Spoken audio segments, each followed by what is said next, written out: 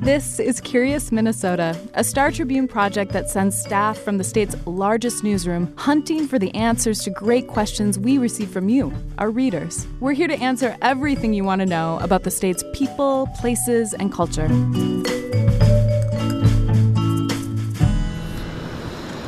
Welcome to Curious Minnesota. I'm your host, Eric Roper, and if you can hear that in the background, that is the Mississippi River, and that's where we are right now because that is the topic of today's podcast. Where does the river begin?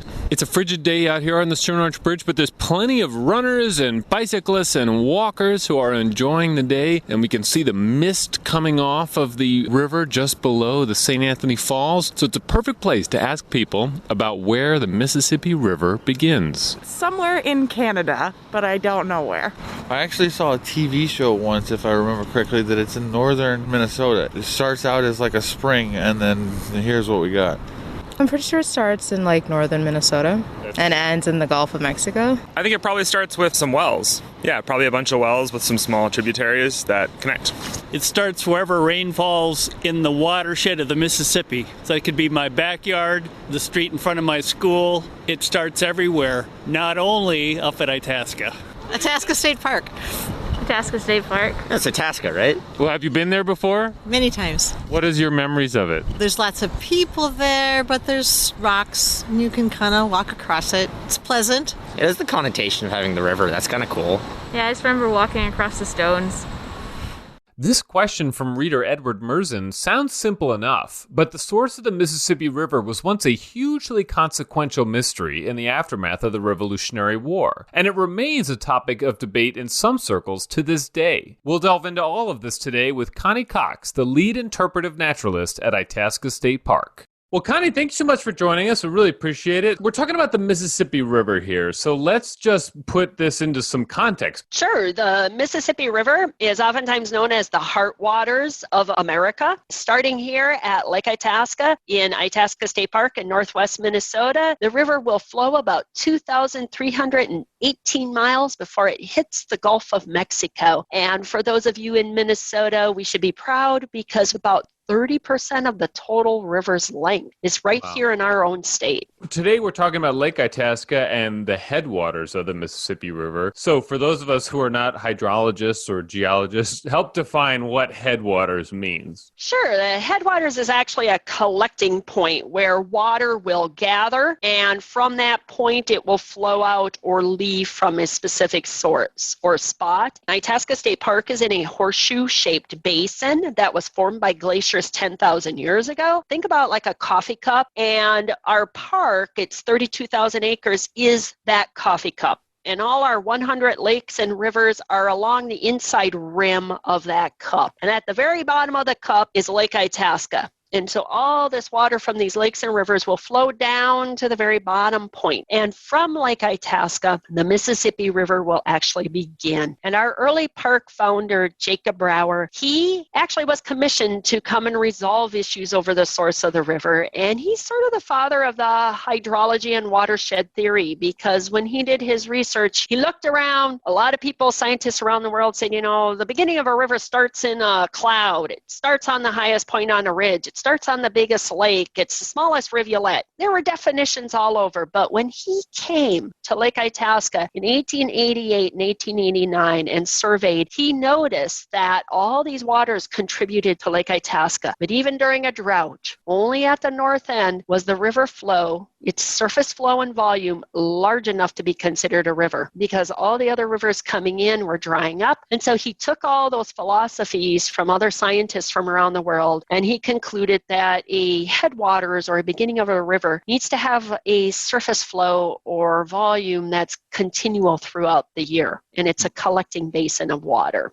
Obviously, as you're sort of alluding to there, there was debate about this and what have you. And I think we should talk about the fact that it's not just about bragging rights. Historically, there was actually a pretty important reason why we needed to figure out if this was the headwaters or not, right? Right, it is. It deals with the establishment of the United States of America. when the various people from Europe began emigrating to the United States and declaring land for their own nations, primarily France, Spain, and England. A lot of people began coming to this new North America. Even though there had been people living here for 10,000 years, and those indigenous cultures had already named our lakes and rivers, these newcomers coming to the region began establishing and settling. Well, the story revolves around the Revolutionary War, when the colonists were struggling for their freedom from British rule. And after the Revolutionary War, when England acknowledged these colonists as a new nation known as the United States of America, they used the Mississippi River as our western boundary. The only problem is they didn't have it fully mapped. It was mapped from the Gulf of Mexico all the way up to St. Anthony Falls in Minneapolis-St. Paul area. And then the only other point they had mapped is that funny little chimney on the north end of Minnesota, that funny point known as Angle Inlet. But they did not know where the river went in between.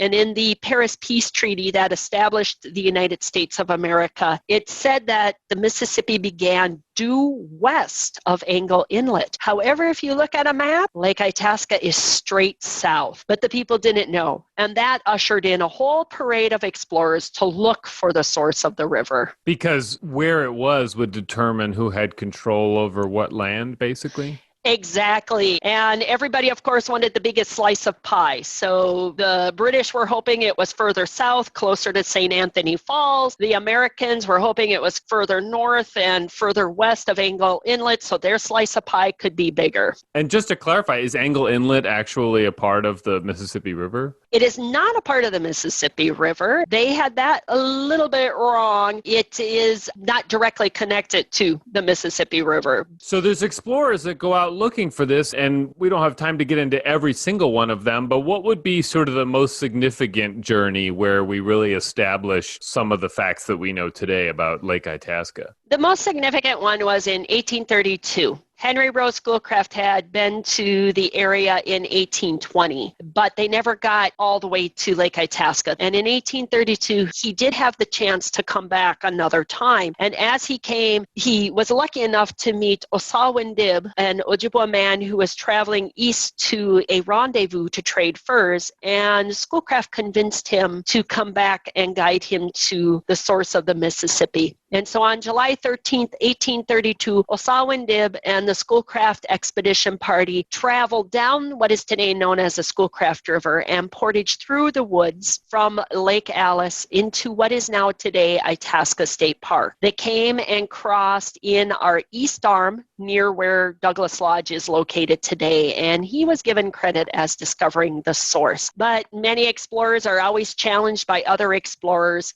and other people began doing a finer research of the Itasca Basin and is Itasca truly the source? And then Jacob Brower was commissioned to truly resolve this whole issue, to put all these parade of explorers to rest. And when Jacob Brower came to Itasca in 1888 and 1889, he did that survey of the basin I had mentioned earlier, and he did conclude that Schoolcraft was correct and that the naming of Lake Itasca and the river, as the Indigenous people had done for thousands of years, stands as the correct answer to the true source of the Mississippi. Well, and to clarify from that, so did the native people already know this and basically they just led Schoolcraft to this site? I mean, was it already well known then, I guess, within the indigenous community that this was the source? Yes, it was. They are the ones who had named it. They're the ones who had named many of the lakes and rivers. And so they already were naming the Mississippi. Even sections of the Mississippi had a specific name, so you knew where to meet someone on the river. And so the Mississippi had always been known as that. It's an Algonquian dialect. That means the great river spread over a large area. They had named Lake Itasca. Its true name was Omash Coos, which means red deer or elk,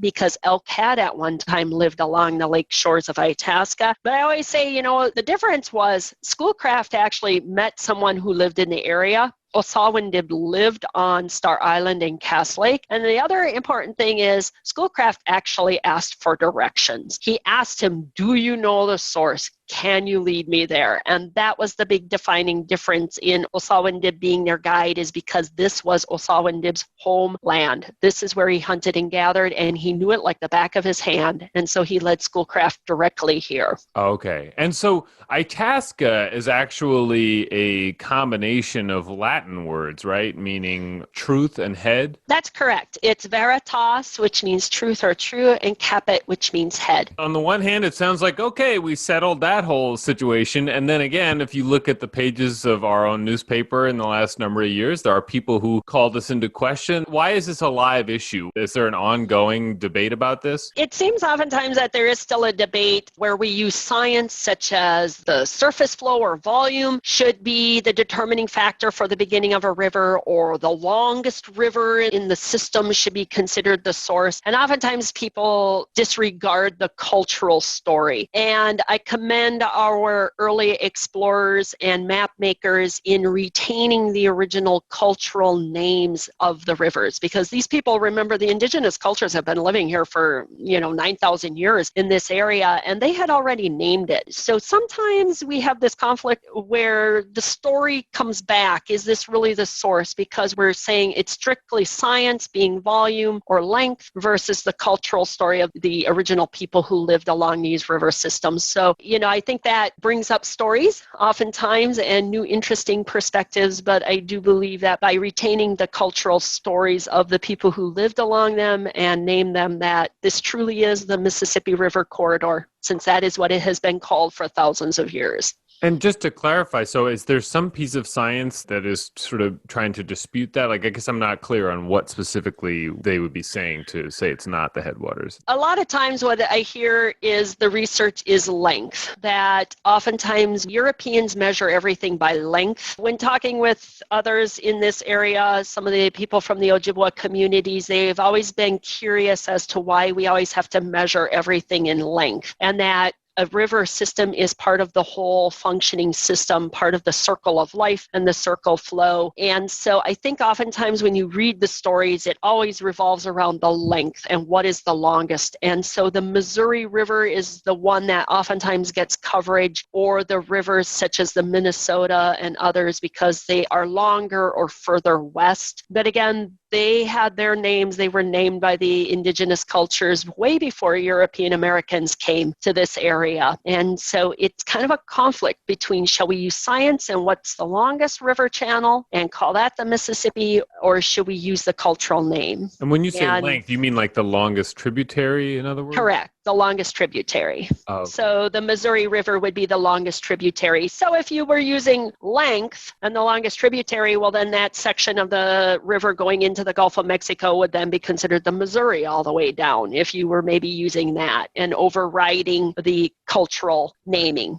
But as you said, Lake Itasca is sort of this reservoir that's collecting a number of different streams and things in the area. It is the starting point in that sense. Correct. Yeah. Yep. So you talk about that cultural legacy of Lake Itasca, which leads us to the fact that it's a very popular place to visit. And people walk across these rocks that are in the middle of the narrow part of the beginning of the river. And that has sort of led over the years to some changes to what it looks like, right? Which had to be restored recently? Correct. For over 130 years, Itasca has just been loved to death. Everybody wants to step across the beginning of the mighty Mississippi River. And we are one of the few rivers in the world where you actually can do that. The river, when it leaves Lake Itasca, originally has always been around 35 feet wide, maybe. And over time, as tourists and visitors have come and waded across the river, we have slowly eroded the banks on the one side of the river as we go in and out, in and out. And I mean, children and adults play in that river sometimes for hours in a day, just that constant activity. And we have also had more heavy rain events in the last 20 years. And so sometimes we'll get a 4 to 6 to 8 inch rain event, and you combine the two of them and erosion has occurred on the shoreline. And so what used to be 40 feet wide was now over 70 feet wide. And it's our obligation and duty to preserve and protect that river, which includes its shoreline and the vegetation that's along the shore. And so we did a restoration project in which we brought the river channel back to its original width, and most of our visitors don't even notice that the project had occurred.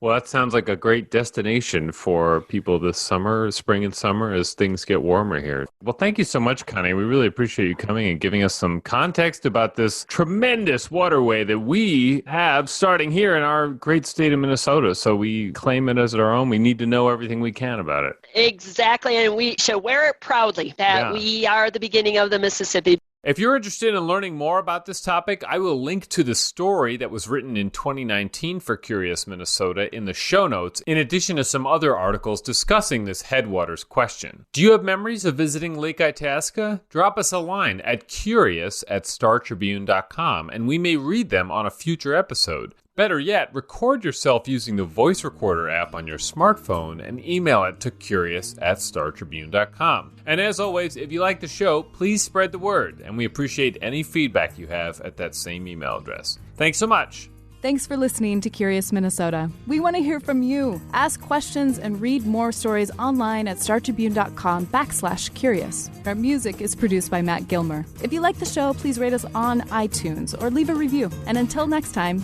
stay curious.